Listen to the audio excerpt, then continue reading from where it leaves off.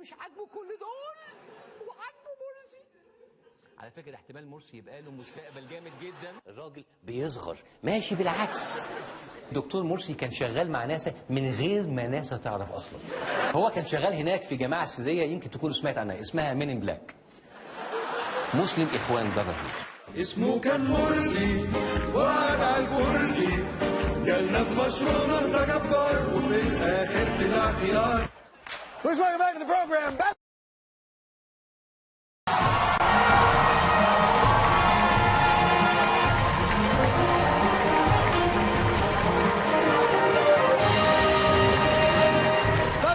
Bاسm Youssef.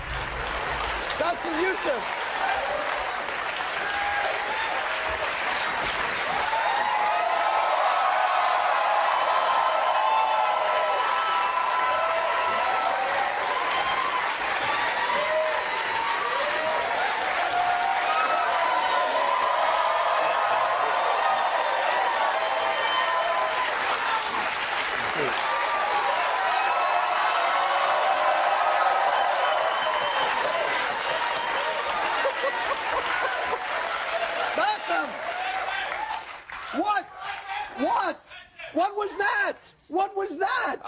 I'm a little bit, you know, America is not that safe anymore. It's very dangerous. It's like, I'm a little bit scared to be here. Wait a minute, you're scared of us? Yeah.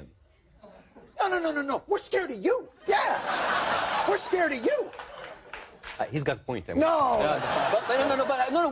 We are scared of you. Haven't you watched Fox News? I mean, no, haven't you seen Ann Coulter? I mean, no, I haven't. I now I can't wear my hijab. It's like so. I mean, I have seen Ann Coulter yesterday at the Time 100, which she was like 3 tables away. Yeah. And the negative energy, it's just like. You can even feel it across the room. It's just like a zombie will not generate that kind of negative energy. Really? Yes. You know, I had no idea you could sense it. Now, did you have a nice time? This Time 100 dinner. Yeah. That must have been a lot of fun. I personally think People's Most Beautiful People is the honor that should be going to you. But the Time 100 is also a good honor. What was the dinner like?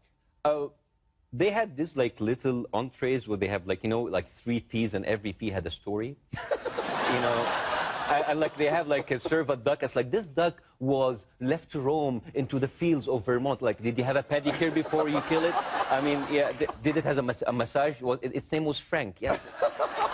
It's like, well, the dinner was great. I mean, Jimmy Kimmel had an incredible toast, and he said, I said, like, and he mentioned me in the toast, so, you know, like, and he said, like, oh, Bاسm, like, yeah, we appreciate what you're doing. You're risking your life. I mean, what the hell are you doing there? Just come here and stay in my house, and, like, you know, you can get out. Right. It was a great dinner. Here's the thing I want to ask you. So you have these accolades from Time Magazine, from America, from really around the world.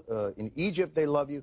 Does this help you with the Egyptian government that now wants to arrest you and silence you and do all these things? Does it make them angrier to see how popular you've become? It does make them angrier.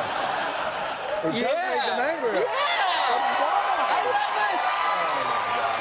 Why? Well, here's the thing. You know, all around the world, there are like activists, journalists, a TV anchor being incarcerated and hunted out for their opinion. But you know what? Once you go after a joker, this is like, seriously, you can't take a joke?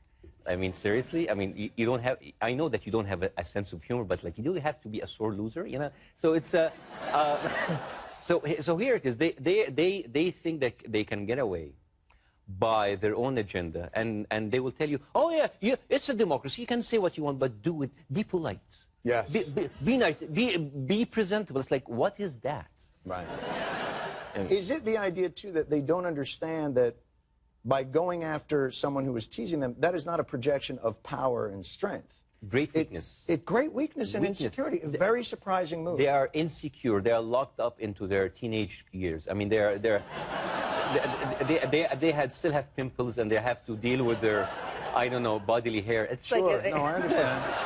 Yeah. We've all been there, Bاسm. We've all been there. I know Mediterranean people can tell you more about this. No. Yeah, I'm with you. I'm with you. Yes. Do they, when they brought you in for court, so they come and they arrest you because you, I want to make sure I get the charges right, because I certainly want to do that. They said that you were denigrating Islam, spreading false news with the aim of disrupting public order and diminishing the president's stature. Yes. Domestically and abroad, although he seems to be doing a very good job of diminishing his own stature. But yeah, there's new ones coming up. Now, what are the new ones? All right. Propagating and promoting homosexuality and obscenity. All right. You know what? We actually, we have a show like that. We call it Glee. Okay, go ahead. Inciting violence and promoting civil war. And what? Yeah. And insulting the state of Pakistan. Whoa! You're going to be in trouble in Pakistan now too? Here's the thing. They're running out of ideas. Is there no sense though that when you were doing this very same thing to Mubarak and people were taking to the streets, they were encouraging that, but now that they are in power, their ideas, boy, that was great, but shut up. Yeah. No, here's a better thing. That now they always say, like, no, we're sitting across the table. It's like, look at him sitting with the Jews. Yeah. The Jews are promoting him. Yeah. America is behind. That really is on. Like, they put that out there. Why does America? Yeah. Why does America support Bashar Yusuf? As if America didn't tell Mubarak to leave. Right. And America now is supporting the Muslim Brotherhood and giving them billions of dollars of military aid. That American support is very acceptable. Yeah, it's a kind of like a flexible support. Like when we need it, it's nice. Right. When the President Morsi is on the cover of the Times, oh, look at us. Yeah. But when I'm in the Time magazine, oh, traitors. That's when it's either Jews don't control the media or they control the media. Oh, yeah. Either way, it doesn't matter. No. We have impressed the Jews so much. Yeah. Now we are in their media. It's like, oh, look at that. Don't you think if Jews controlled the media, though, we wouldn't be on basic cable right now? Don't you think I would have given myself a network job? They just don't think. Here's why you have my undying support and friendship. You are doing what I take for granted all the time and forget sometimes. You are carving out the space for people to breathe and express themselves in a way that I think is incredibly admirable. And I just have nothing but the fondest. Stick around. We'll talk a little bit more about it. Bاسم Youssef. We'll be back in a little bit.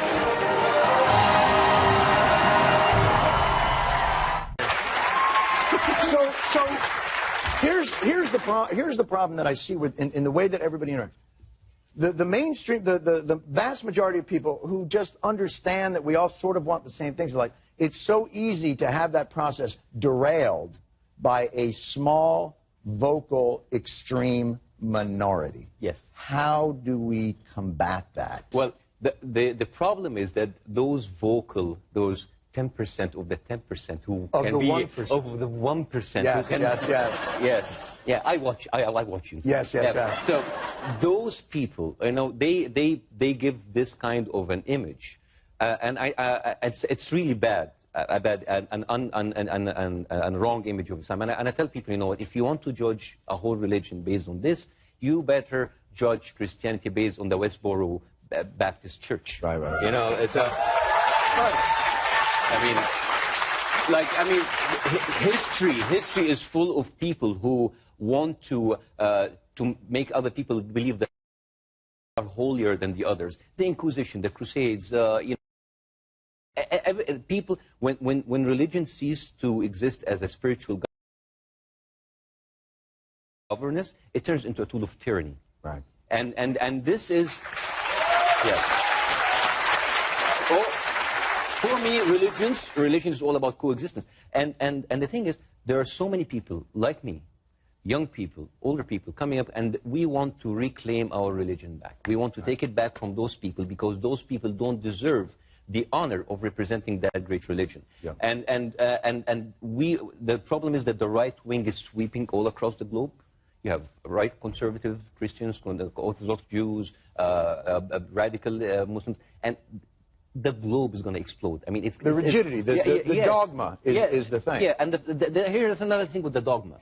Once you set the dogma as your defining agenda and message, although they tell you, oh, no, we are a civil state, but we will have a little dogma in the middle. You gotta have a little dogma. You will always have someone who is more dogmatic and more right-wing than you, and you will make you look as you're not dogmatic enough, you're not religious enough, you're not holy enough. So that's why you have the Republicans, then you have the Tea Party. Right. And then you have, then you have Sarah Palin. So it, wow.